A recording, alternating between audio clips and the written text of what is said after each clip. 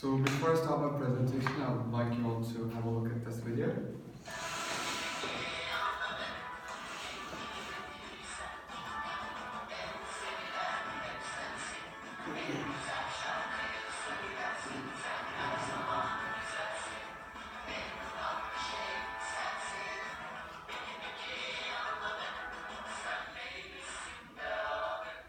So as I understood, this is a video from my past. I actually asked my roommate for this video, and so if I were to ask you guys, what is the part that probably grabs the least attention, yet was the most troublesome to make?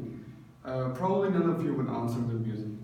So that's why this topic interested me a lot, it grabbed my attention, and I decided to make a presentation on the ways music is used in marketing.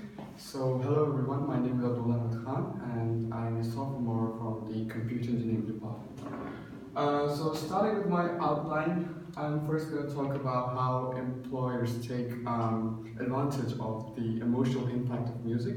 And secondly, I'm going to talk about how they can build a story in their advertisement using music. First of all, I want you all to pay attention to this photo. As you can see, this is the MRI of a brain, a person's brain when a person is listening to music. As you can see, most of the brain has lit up and the activity is above normal. So the brain actually secretes a lot of chemicals when a person listens to music. One of those chemicals is dopamine. Dopamine is usually called the pleasure hormone. As many of you may know, there are some drugs that contain dopamine and people kind of take advantage of those drugs. But dopamine is also secreted in the brain when a person listens to music.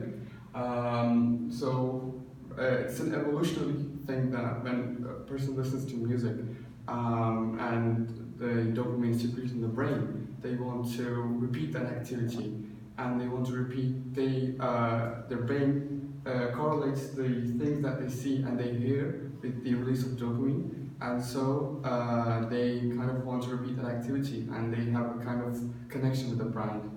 Another chemical secreted is called oxytocin. Oxytocin is secreted when it's actually called the trust molecule, and when a person listens to music, they actually trust the brand, and they kind of trust the product that they're marketing to. So again, they're having a correlation with the product, and this is kind of effective marketing. Another way brands use music is they use actually really old songs. So a person really connects with the song with it at a deeper level, and they actually trust the product that they're marketing more and more. There are also many more advantages to using songs from the past. The first one is that they cost considerably cheaper because they don't have to pay for the copyright to obtain the copyright for the music as much as they need to pay for new pieces of music. They can also symbolize the project's genuineness and how the product has stood through the ages, and how the company knows its past. Also, they can address to a wider audience. So, for example, a person in their 60s, they would actually relate more to music from their past than to the newer kind of editions of music. So another way employees use music for marketing is they tell a kind of story with their music. They use this in their ads, and there are many examples to this. One of them is Sony's 2005 balls.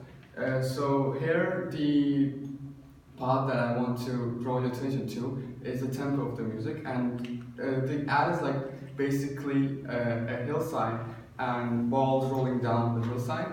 They are really many colors. The balls are in many colors, and this actually symbolizes that it's actually a TV screen ad, and this symbolizes how the colors on the TV screen are vibrant.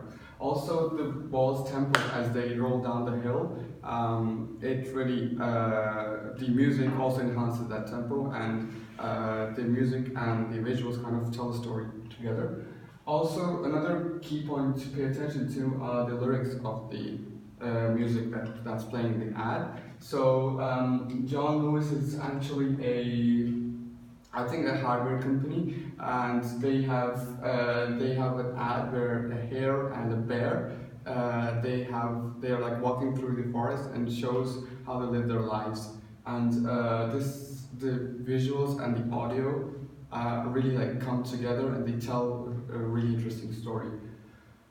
So I think that's it for my presentation. I would first of all like you all to pay attention to think about this matter. So if something as simple as music is used that effectively in marketing, what do you think other like other parts of your life? How do the companies use that to market their products? So we've talked about how the companies use the emotional effect of music in their marketing campaigns, and how the brain naturally reacts to music. What's the kind of chemical response to music?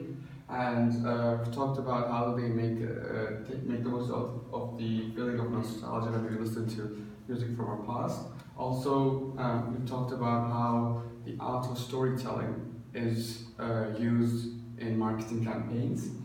And we talk about the main key points to pay attention to when choosing a song for an ad, the rhythm and lyrics.